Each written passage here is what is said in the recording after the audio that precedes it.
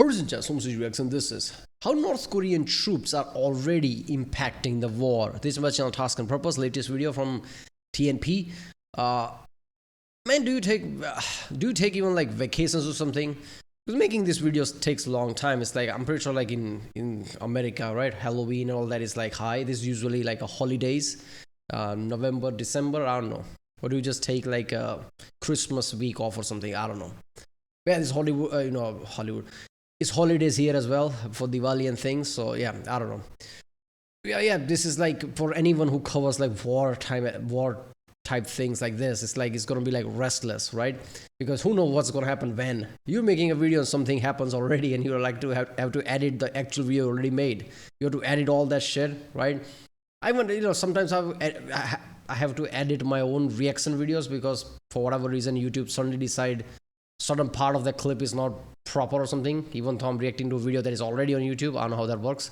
But yeah, editing is like real pain in the ass. And now someone like Task and Purpose have to edit clip by clip, point by point, script by script, and then suddenly something changed and I have to edit that out as well. So I'm pretty sure it takes a long time to do it. But yeah, that's what it's fun. The North Korean thing is like really interesting, isn't it? Like the troops are in now, like Ukraine, and North Korea is like amping up against South Korea as well, destroyed all the bridges and things. There was certain symbolism that happened there, which implies that North Korea is getting ready. Like this time, it's properly getting ready to attack South Korea. And I've said this in the past, like one domino falls, all falls. First guy crosses the line, anyone can do it now. So with the Ukraine and Russia war, like people are getting ideas now. Like, oh, wait a minute, we can do this. Look at Middle East, like which suddenly exploded at this level. It happened exactly after when Ukraine-Russia thing started, a year after or something. Right? Now North Korea is like destroying bridges and things, probably going to attack South Korea, let's be honest. We shouldn't be surprised by now. Right? And this is nothing new. In World War I, when you look at it, slowly domino falls. In World War II, Hitler starts to do a lot of things and people are like, I'm sure it's going to be fine. I'm sure he's just being a bit aggressive. Nobody took him seriously until it became like too much and like Warsaw, and we know what happened after that.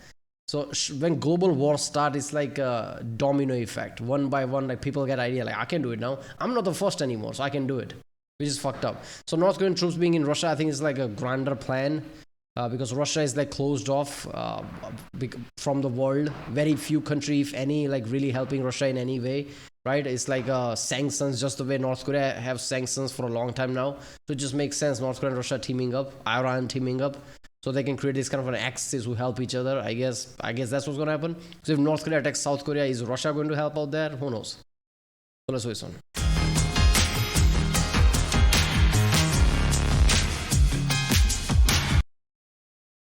Has the whole world gone tango uniform? Because new intelligence suggests North Korea has deployed thousands of troops to support Russia's war effort, marking the first time in history that their soldiers have ever fought in Europe. This shocking escalation has major consequences on the war, but not for the reasons you might think. It opens up a whole can of worms on every level, from the tactical to the diplomatic. In this rundown, I'm going to use diplomatic messages, declassified intelligence, and historical analysis to find out, how does North Korea think that this move will benefit them?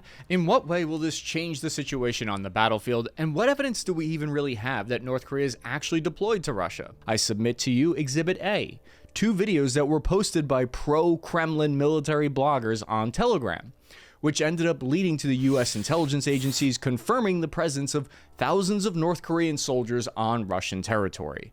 Exhibit B, additional satellite images provided by South Korean intelligence revealed their increased footprint, and several more geolocated videos confirmed their presence at 5 separate bases. So humoring me here, let's assume that these reports are true.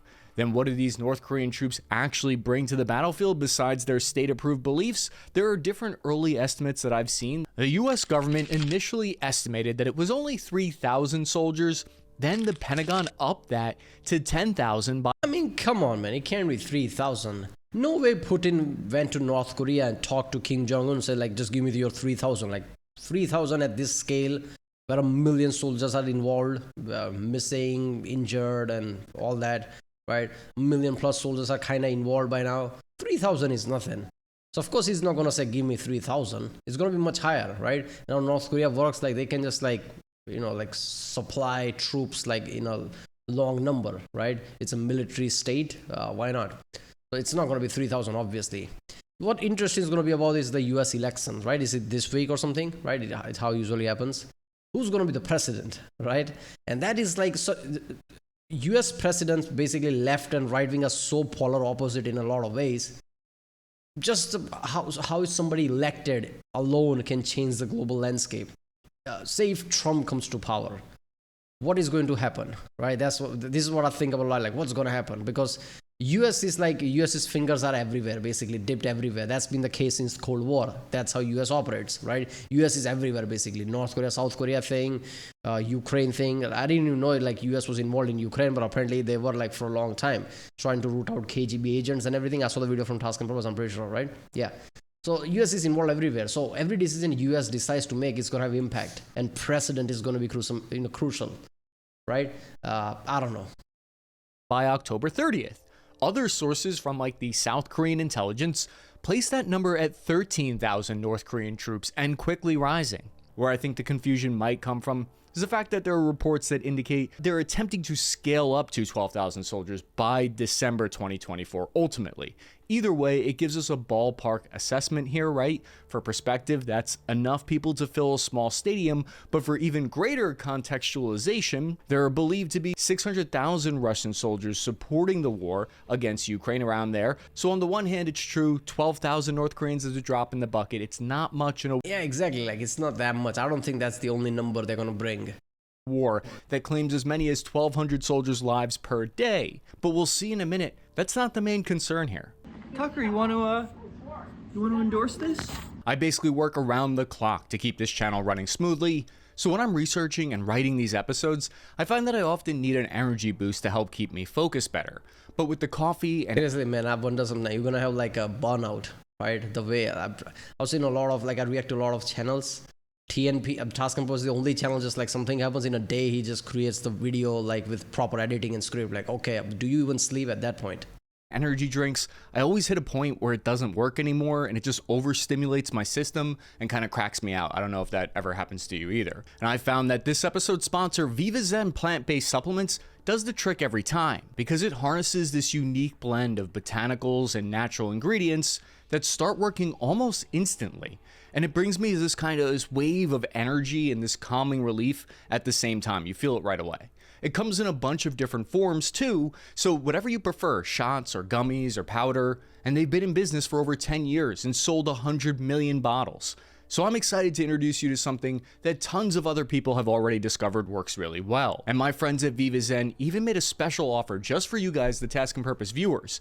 Get your Purpose Pack to try a variety of Viva Zen products for only $9. Just click the link in the description below with a pinned comment or head over to vivazen.com/Chris to get your Purpose Pack for only $9. According to South Korea's intelligence services, we're talking about North Korean artillery specialists, special forces operators. Specifically, they're from North Korea's 11th Army. It's an elite unit known as the Storm Corps. In the Financial Times interview, a senior fellow at South Korea's state-affiliated Institute of National Security Strategy, Go Myung-hyung, said, quote, "These are not ordinary North Korean soldiers, most of whom are never given adequate combat training. These are well-equipped, highly trained mobile light infantry." According to Ukraine's intelligence chief Budanov, he said Russia's agreement with North Korea also includes 500 officers and 3 generals to support them. Oh, they are not just your normal foot soldiers. They are like, that makes so much sense, man. Russia has been losing people left and right, assuming a lot. Not assuming, I know we've seen videos from this channel and many other like generals and people, right? Like, they've been losing a lot of like experts and top brass people. They're just like, okay, just give me your experts. I need them now, right? Numbers, I can like, I worry about that later, right? Like, I can like, like conscript people if I really want, right? In the end of the day, if like shit hits the fan. But I need experts. Like, we don't have the core people, right? Issue in Japan in World War II was basically they were losing experts, right? Losing like experts in like experienced veterans, right? And they were all kind of new, so they just resort to kamikaze and shit. But that was basically the downfall at that point. So you need basically veterans and experts. If you lose them, it's problematic, right? In World War II, same thing happened with France, right? Like France didn't have much people left because of World War I. So it makes sense in Russia's side if they lost a lot of people, which the stories have been like news have been telling us, like generals and a lot of key people, right, having problems with Wagner and things like that. Russia, Putin might just go to like North Korea and say like, give me your expert. You're not doing anything right now anyway, right? Let's have a deal. I can give you a lot of shit, but you give me your experts, the people who can like do artillery things, because a lot of artillery is from North Korea now. Like they are getting that, right? Expert in artillery, expert in like warfare, just like teach certain people, tune up a bit here and there. It makes sense. The fight, which indicates to me that they're going to fight under their own command structure and their own unit, likely instead of mixed into Russian formations. Quick aside, future me here, new information that's come out in early November now indicates that that might not be the case, and that a lot of these North Korean troops might be fighting integrated, kind of split up and put into Russian formations, but we're going to get into that later. They aren't bringing their own... That's why I did that face, because it felt weird to me, like why would you do that? That's weird, like that would cause issues, right, if you work separately. It's not North Korea and Russia versus Ukraine. North Korea is helping Russia. You need to integrate it. If you're calling experts, you want them to like work with your people, so just like everything works smoothly, right? Can tell them how to do, what to do. If they just work by themselves, like what's the point of bringing experts at that point? Own armored vehicles or artillery to use. Instead, Russia's sending them to the Higher Artillery Command School in Saratov, where they're learning how to use Russian artillery systems. North Korea has soldiers to spare, right? They got an estimated 1 million forces, but of that, the better equipped Storm Corps, there's like 10 brigades of between 80,000 to 200,000, depending on how you classify their tiers. Historically, this is the unit that has been assigned the most dangerous infiltration missions against South Korea. An article written by Keith Johnson at Foreign Policy assessed that some of it will come down to how well North Korean soldiers are able to perform with those Russian weapons, those Russian logistics and tactics. Ukraine, in response, went ahead and updated their hotline that you can call to defect or surrender to, and it now includes the Korean language. They said, quote, Ukraine will shelter you, feed you, and keep you warm. 3 hot meals a day, medical care, end quote. It appears to have had... That's probably the first thing they're like, oh, North Korean troops are, okay, I guess put the message out in Korean. That's going to be successful. Because why wouldn't it be? In the end of the day, in North Korea, it's everything out of fear. As soon as you realize you can run to the other side, you will, right? Look at how many people try to defect North Korea. They had to put all this shit, right? Recently, in past 2 years, like they made it even more harder for people to escape. We saw on the real life lore videos and others, right? Before it was like whole game plan and like go to China, take this bus here, that train here. Everything closed off now because in past year they realized what's happening. They just cut off all the access, put barbed wire everywhere and everything like that. So when you have that kind of condition, of course your soldiers goes to other country and they can find a way to run away. They will. Maybe not all of them, but enough, right? So that makes sense. And when we talk about North Korea, and people are like, oh, North Korea, this and that. But North Korea is a military country, right? Look at how they created nuclear weapons. We're like, oh, North Korea has nuclear weapons. North Korea has ballistic missile. People were laughing, but there's nothing to laugh now, is it? Because they have ballistic missiles. They have nuclear weapons. So it's not laughing matter. So I won't be surprised that they have espionage experts and like a military expert, because that's all they do, right? That's all they've been focusing on. They can get intels and ideas from Cold Wars and many other places and train their people to be good at this. So when I see North Korea, I don't see somebody who's like, oh, we don't have to worry about that. No, North Korea, you need to worry about that because military is all they do. That's their whole thing, right? British I saw a clip recently of Trump going to Joe Rogan or something and talked about when he was president, he went to North Korea. He saw all these nuclear weapons and how they're doing that. Like, do you take a break or something, or you just do military all the time? It's a proper military country, man. It's a worrisome. Some early success with some of the less disciplined units, maybe. By early November, we're getting reports now that 18 North Korean soldiers deserted their positions. Now, normally, I'm not one to get too worked up about news of foreign troops. We've already seen foreign fighters in the fight from all over the world. Individuals from America, Britain, Latin America, Chechnya, Chinese, just about every country has individuals that have decided to fight for both sides. Russia in particular has recruited from Cuba, Nepal, Yemen, Sri Lanka, and India, but this is significantly different. It's the first deployment of actual large... Is it recruit as a proper recruiter? Is it like one of those videos we saw where some Indian went there, they duped him into like saying like, oh, you're not gonna fight or something, and they made him fight? There was a whole deal. Kind of pissed me off as well. Like, why deceive them? If you're an Indian, you go like, oh, I'm fine. If for money I'm gonna fight, I guess you're the idiot. I don't care then. But if you deceive, then that kind of pisses me off. Like, really?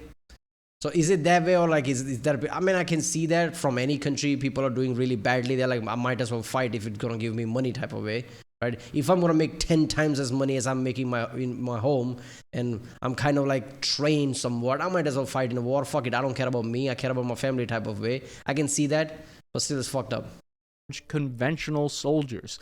What is concerning to me is seeing firsthand their logistics operation. There's a video from Russia's Sergeyevsky training ground showing North Korean troops being outfitted in Russian gear in preparation for their deployment. And the thing that stuck out to me is we're seeing a scaling operation here. I've been through the logistical machinery of war before, and I know what it looks like when you're preparing to wage war at scale. This kind of assembly line style where you pick up your sleeping bag, then you grab your hat, then your What about language barrier though? Do they have a translator with them all the time? Wouldn't that be a language barrier? boots, and it's designed potentially specifically to scale up to hundreds of thousands if need be.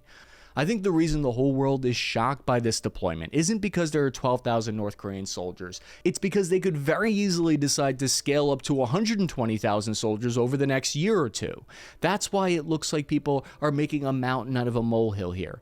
This resource in the future could be used to avoid the political cost of Putin having to institute a draft in Russia. I'm keeping my eye on the infrastructure developing to see if they try to support scaling up troops. It takes time to do that. You can't just deploy 100,000 soldiers tomorrow. One thing US intelligence will keep an eye on is for construction of additional barracks to support more troops.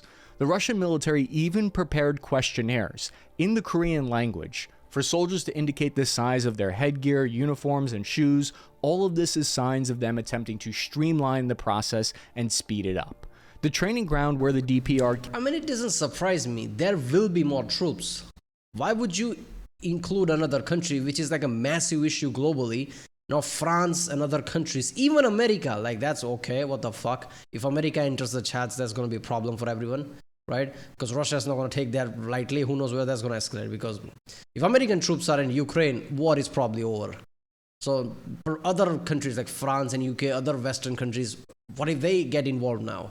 So it's a massive gamble from Russia's side. So if they're going to play that gamble, they need bigger assurance, like, okay, give me 200,000 troops along the way, and then we'll worry about everything else. Like, I'll help you, you help me, type of shit.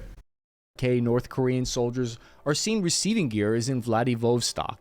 It's the easternmost station of the Trans-Siberian Railway near the border between North Korea. This indicates to us that the soldiers are first put on a cargo plane, or what US intelligence suggested it was a cargo ship, that's then sent there. This area is basically the staging area where Russia organizes its forces before sending them west closer to Ukrainian border. It's the loading screen before the level. The train would likely disembark at Nizhny Novgorod, right? Yeah, but it's a hard disk loading screen, not an SSD loading screen, because that would take a long fucking time. That's like, holy shit. Just thinking about it just give me like restless leg, just thinking about it. Look at the distance. Before Moscow. It's about 500 miles from Kursk, and that's where approximately the journey would take place, and it would probably be about a month-long journey door to door from North Korea to the Ukrainian front line at its fastest possible. This logistics line has been well established over the past year when they started shipping the artillery and the weapon systems. According to intelligence reports, these North Korean troops aren't just showing up in their usual uniforms with their standard issue equipment, like that Super Soaker looking weapon that looks totally normal. No, they're getting the full Russian makeover. Russian uniforms, Russian weapons, Russian ammo, Russian food, even fake Russian identification papers. Why? Possibly to disguise them and make them appear like they're members of the Buryats, which is an ethnic group native to southeastern Siberia. Why them? Imagine them like caricature and say it in English. Me Russian. Why didn't you say that in Russian, huh? Bluntly, because they look more Asian than most Russians. Russia is calling them the Special Buryat Division.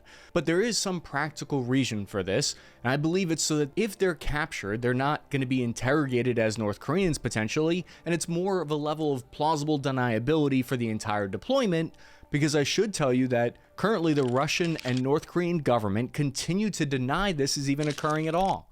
Believe not what you see with your own eyes. A North Korean representative at the United Kim Jong-un sitting in there like riding shotgun and Putin just like hauling ass. He's like, you better know how to drive, man. This is scary. United Nations General Assembly said, quote, "As for the so-called military cooperation with Russia, my delegation does not feel any need for comment on such groundless, stereotype rumors aimed at smearing the image of the DPRK and undermining the legitimate, friendly, and cooperative relations between sovereign states," end quote. Notice how they never outright denied it. He just said that he won't comment on it. But why would pro-Kremlin bloggers leak footage of the North Korean soldiers while at the same time the official government line denies it's even happening?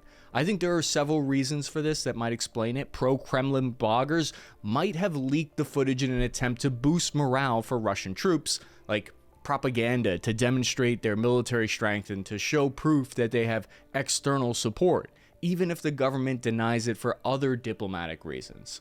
Or the less likely scenario, I think that these bloggers might just be more concerned with getting more likes than dealing with the diplomatic fallout. Maybe they care more about the clicks and the subscriptions than their comrades. In current year, likes and follows are more important than integrity. By late October, though, North Korea had entirely shifted their stance. They claimed that any troop deployment to Russia would actually be in accordance with international law, so it wouldn't matter anyway. The diplomatic messaging from Moscow had shifted too. At the BRICS summit, Putin didn't deny North Korea had deployed troops to Russia. Either way, one thing is for sure.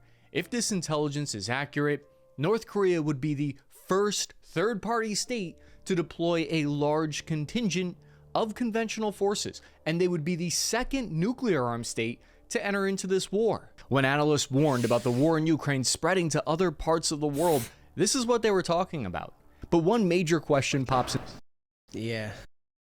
Again, like I said, when somebody crosses the line, it's very easy to cross over. So many countries might join in the future. It's very easy, right? It's domino fall. I'm surprised that they're actually talking about like some war convention or like some deal here and there. Okay, I'm not breaking any laws. What laws? Russia is completely like closed off, sanctioned from every single country on the planet, most of them, right? Like most of the Western countries, which is like holds the economy of the global economy. So basically sanctioned off, just like North Korea. They can basically just use like nuclear deterrent as like enough of threat to keep Western country away. After that, they don't have to worry about any other like, okay, why are you breaking this convention? I don't fuck that convention. Like, I don't care. Like, yeah, North Korean troops are there. What? Any other nuclear country joins is going to be retaliation by nukes or something. They can just say that. I don't think like Russia is going to like worry about like laws and regulation like that. So in the future, you might see that tone changing in the future. Like, you're breaking this, so what? Right? I don't know. Into my mind that I don't see a lot of people talking about here. Why would Russia risk the chances of escalation and possibly opening the door for justification for Western troops or additional weapons and aid being sent to Ukraine by doing this move? The Baltic countries in Europe, like Lithuania and Poland, are already preparing or at least not ruling out sending troops to Ukraine themselves. When I'm trying to figure out what's coming next, I look less at the articles and publications, and I find it more valuable to look at what the most influential politicians and military leadership are saying in different countries. Yeah, I think most of the reason is there was a time very recently before the Kursk invasion, USA was like Republicans, basically who holds everything in Congress, were kind of like, why are we sending it to Ukraine? Let's back off a bit. Like, we have our problem type of talk. It took Kursk invasion to justify, like, look at that, Ukraine is a lost cause. So if you enter North Korea into chat, and like it shows like Russia has like higher like upper hand now because of the just overall troops, and now North Korea is also backing them. It gives enough, like, probably the mentality is like US will have the same talk like they had before, like, why are we helping Ukraine? It's a lost cause or something. Like, now if we help Ukraine, now we have to worry about North Korea as well and their escalation. North Korean missiles can reach USA. I think we know that already, right? That have been the talk in past few years. So I think there's like politics and like mental gymnastics like that are playing in the background. So in the United States, Representative Mike Turner said on X, quote, "If North Korean troops were to invade Ukraine's sovereign territory, the United States needs to seriously consider taking direct military action against the North Korean troops," end quote. The Overton window has shifted here. We're talking now about potentially sending American troops. To be clear, this isn't about if I agree with this statement or not. What I think doesn't really matter a whole lot compared to what Mike Turner thinks, because he's the House Intelligence Committee head, which oversees legislation when it comes to intelligence activities. He's recommending the United States make a red line here, and he wants to hold a closed backroom door meeting with the president to explain why they should make that policy. Another very influential person in U.S. Right now in USA, if you want to send troops, you really have to sell it. Like, you really need to show it. And even then, people are like, why the fuck we get involved? Like, we don't have enough problems. That's the mentality now, right? As soon as people pulled out of Afghanistan, everybody just like clapped. They didn't care which side is who's on. Like, everybody clapped. Because they don't want people abroad. They don't want troops abroad. Now saying like, because of this, let's get involved. They're like, what? The North Korea is threatening us? It's not. We are sending aids to Ukraine, but that's it. Like, we're not going to get involved. I don't think America's going to get involved like that. If anything, this might be enough deterrent to slowly USA to back off, which is kind of fucked up.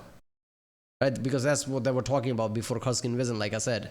The Republicans and right-wingers at least. And if Trump's come to power, and like Republican parties in the Congress, like, you can kind of see where that's going. U.S. government is the Defense Secretary Lloyd Austin. He said, quote, "What exactly are they doing is left to be seen. If they're co-belligerents, if their intention is to participate in this war on Russia's behalf, it will have impacts not only in Europe, it will also impact things in the Indo-Pacific as well," end quote. So it appears to be up in the air for the moment, but Ukraine's intelligence agency says that they believe the first batch of 2,600 North Korean soldiers will be sent to Kursk by this time that the video publishes in early November.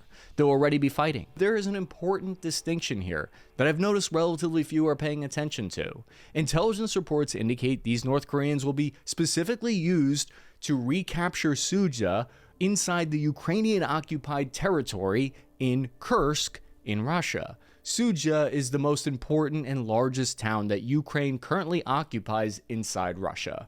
If these North Korean troops are only used for combat purposes inside Russian territory, then it might be considered less of an escalation compared to if they're used inside territory that Russia occupies in Ukraine. Zooming into the more tactical level, if North Korea sends 12,000 troops, is that going to be much of a decisive? That does make sense. Like, we are fighting back against oppressors.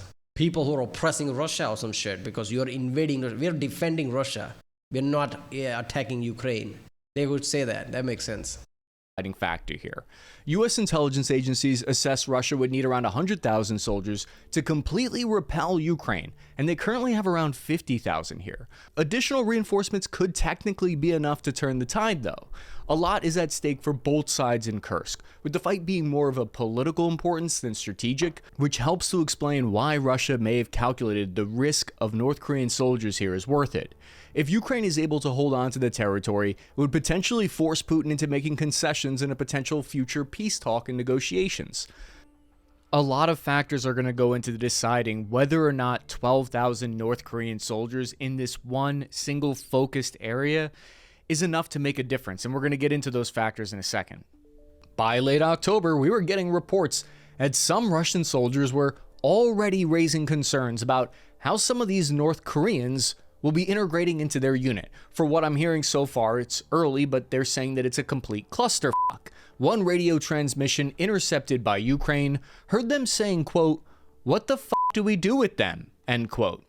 And it went on to say that they only have one interpreter for every 3 senior officers. Obviously, this is a developing situation, but early intercepted communications from Signet indicate that 3 Russian soldiers will be assigned as advisors for every platoon of 30 North Korean fighters. According to these intercepts from Ukraine, Russian soldiers were heard talking with frustration about the North Koreans. Their transmissions sounded like they were babysitting them. A Ukrainian spy recorded a Russian soldier in this recording. Translated, you can hear he's saying that he was outraged that his commander ordered him to hand over Russian armored vehicles to the new North Korean soldiers. In another intercept, a Russian soldier... It would have been even more funny if he just translated it into English, but everything was beep. That's what he's saying. There you go. ...was heard derogatorily referring to them as Chinese. I should point out, though, that so far, no agency has been able to independently verify those audio recordings. But if you do take Ukraine at their word, the Defense Intelligence Agency, DIA, assessed that a number of the North Koreans would very likely desert the front lines, and they believed an advance team had already made it to the front. But the other interesting question here that ties into this is how skilled will the North Korean fighters be? Because that's going to have a huge impact on whether or not they're able to push Ukraine out of Russia. I've got to be honest with you, this is a developing situation, so there's a wide spectrum of different beliefs on this. One of the theories that I've seen is that there's going to be 3 Special Forces highly trained North Korean soldiers for every 100 just regular troops that they send, and that's going to be kind of the ratio here. I asked this question to defense analyst Ju Hong Kim, who's a senior fellow at the Security Management Institute, an expert on the region. And he said, the 1,500 North Korean special forces sent to Russia's Far East are comparable to Tier 2 units like the Green Beret, focusing on unconventional warfare and infiltration. However, they lack the real-world combat experience of their Western counterparts. As for the remaining 10,500 troops expected to be sent, will likely include not only special forces, but also technicians and logisticians supporting Russia's operations in various non-combat roles. Kim brings up a great point, and to be fair, people make a lot of jokes about how North Korean soldiers are starving now and that how they'll be able to be fed finally, and they make jokes about how their training looks silly. And while I happen to think that's all true, from Russia's point of view, the benefit here might not entirely be tactical. That's 12,000. Yeah, but not everybody's starving. The people who are probably not starving are the special forces. So, I mean, come on. Less Russian soldiers that have to die. So right there, less of a political hit. And I'm sure whatever they're paying North Korea is less than what they're paying Russian soldiers. The latest information I'm seeing is that enlistment bonuses in Russia are up to $50,000 one-time payment. In that supply and demand economy, it's getting very expensive to find Russians who are willing to fight in Ukraine. How does US intelligence seem to figure out all this stuff before it even happens? Stiff Lips Ups has the perfect short rundown explaining all that. Thanks for that introduction, Chris. Love the hair, by the way. Now let's talk about the anime-loving intel nerds that are building the intelligence reports you mentioned as we speak. Now, as we all know, military intelligence is a bit of an oxymoron. However, when it comes to gathering intel about our adversaries, this autistic bunch does it better than anyone. These smooth brain operators are all-source analysts, meaning they specialize and aggregate intelligence from all intelligence sources.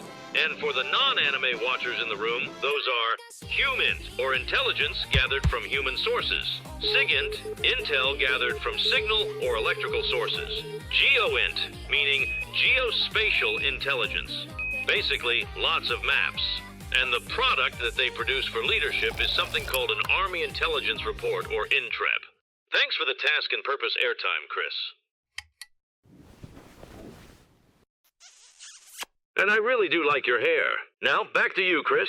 That is ridiculous. Everyone knows I'm Big Spoon. Be sure to check out their Instagram and YouTube channel. They have hilarious rundowns like that. Thank you, stifflipsup.com, for sending that over. You might be wondering how we got to this point where North Korea is basically running a temp agency for Russian military operations. The two go way back. To simplify it, after World War II, the Soviet Union basically played matchmaker between communism and North Korea, setting up Kim Il-sung as the leader of North Korea in 1948. Think of it like being friends with someone because your parents were close roommates. Russia covertly helped North Korea significantly during the Korean War. Over 70 years later, North Korea is now repaying the favor. The two signed what's called a Comprehensive Strategic Partnership Pact, which is basically a military alliance that makes one party obligated to come to the other's defense.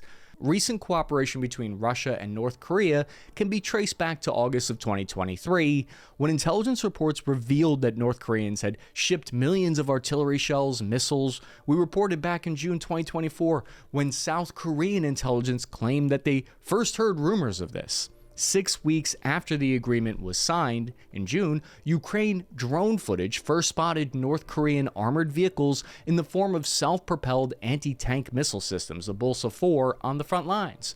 So we're tracking this slow escalation of aid sent to Russia, which now includes manpower. North Koreans have already worked in Russia in labor camps for decades, but this first initial wave of soldiers started with about 1,500 troops in early October. That's when reports started to leak that North Korean officers were killed on the front lines near Donetsk region inside Ukraine in a missile strike. Some were injured and treated in Moscow, according to a Russian telegram channel called Kremlin Snuffbox. I don't make up their names. These are just a handful of advisors though, so it might not have crossed the official line of conventional North Korean troops on Ukrainian soil.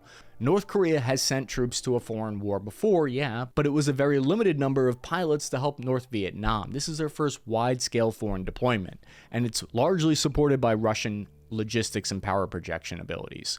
There are theories that this will help North Korea gain combat experience since they haven't fought a war since the 1950s.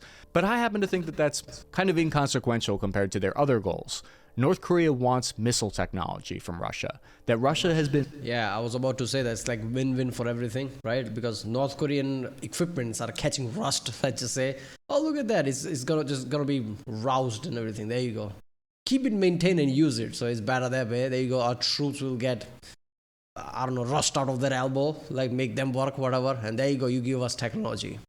You're already getting good enough technology, but you're going to give us a lot of technology so we can develop from there. Been holding out on for decades.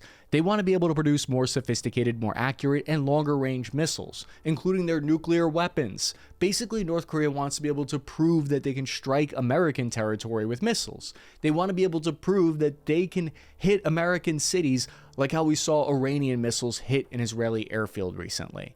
Russia has some of the know-how to help them do that potentially. We're talking about potentially helping them develop a space-based surveillance system as well. They also will likely use diplomatic leverage because in return they could seek protection from Russia through the UN Security Council, just like how India asked for, use leverage during World War I after they helped out. So North Korea could secure favorable deals for oil, gas, food supplies, or investment into their infrastructure. For Kim Jong-un, this has been his nation's way out of geopolitical jail, so to speak. The New York Times suggested that, quote, for the first time in decades, North Korea has assets that a major power is willing to pay for. So in response to all of this, South Korea's president Yoon Suk-yeol actually had to call an emergency meeting about this. They later put out a... I don't know if this is positive for Russia or not, that North Korea's asset that Russia needs. Like, does North Korea a better asset, or Russia just like so bad right now they're like, okay, anything's better? Statement warning that South Korea could decide to send weapons to Ukraine in response overtly now. South Korean officials agreed to take what's called phased countermeasures, in which they will link the level of their response to how much North Korea and Russia decide to cooperate. That's just a fancy way of saying playground rules. If you kick me, I kick you. If you poke me, I poke you back. I've seen different analysis about China's response. Some experts say China is discouraging this because they don't want to see a strengthened North Korea.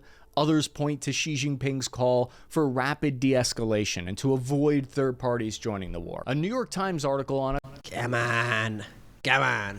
China's not afraid of North Korea in any shape or form. China is that powerful now. China's flying that high in the sky. If anything, they're like, yeah, better. It's like creating some form of axis. Like China just plays like a, oh, everybody calm down role, but in the background actually helping in a way, right? Because, like Putin visited China before visiting North Korea a long time ago, a few months ago, whatever, a year ago. But yeah, there's like something is happening there, right? So China, if anything, is good because China is eyeing Taiwan now. So North Korea threatens South Korea, North Korea helps in the Ukraine, US is preoccupied everywhere. Oh, now by the way, Taiwan. Is USA going to help Taiwan? So they're like mental gymnastics is happening in the background. October 31st, 2024, said that the US government believes North Korean intervention in Ukraine is something China's not happy about because it draws Europe into the East Asian security and defense issues. According to the New York Times, China doesn't want to threaten their economic trade in that region. Now, the State Department apparently raised the issue directly with Chinese officials. I was just talking the other day with Preston Stewart about how it's interesting how these newspapers put out exactly what the government officials are thinking behind the scenes. It's like a way for them to anonymously test the waters before they do something in policy. U.S. intelligence agencies are trying to figure out what China's views are on the North Korean deployment.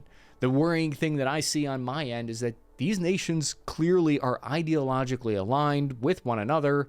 They all have communist roots, and I think they would all like to see the West weakened. I think looking back at historical precedent helps us understand patterns of behavior in conflicts. It allows us to better anticipate the motivations and outcomes of similar modern actions.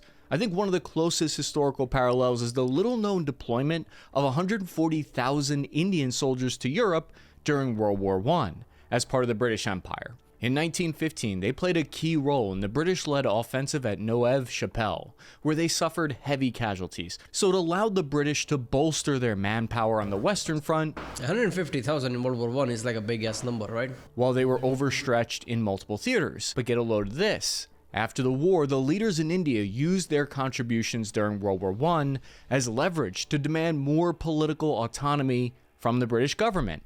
It makes sense. When you sacrifice for a war effort, you expect something in return, right? I'm not going to die for you for nothing. We'll see, this is a key running theme for us to understand what's happening today. The other historical note that I'll make is that history is replete with examples where the direct involvement of foreign country soldiers has led to it sometimes transforming into a regional war, into larger, even global confrontations. The results of these developments are already leading to massive shifts in long-standing policies. Lithuanian Foreign Minister told Politico that it's time for European countries to revisit France's idea of deploying troops to Ukraine. The next few months will reveal just how much this alliance might change the face of modern warfare. If you found this breakdown helpful, make sure that you hit the reality of that, if Russia realized that, okay, resources are running dry and we might be screwed, they might be eyeing for the world war. So the kind of pressure is relieved from Russia if everybody's involved. Now other people can help Russia, other people can help Ukraine. It becomes a global war. People start to lose sight of how it all started, what it is. People just want to end the war. Things become much easier for everyone. If everybody wants to end the war, it's just like, let's forget about everything and move on type of way. It could be one of those elements. So Russia might be eyeing that, like, okay, this is stretching out too much. We are hurting. Our economy is hurting. We can't hold this for longer. Let's introduce other people. So it becomes kind of like a global war. I don't know. It makes sense in a way.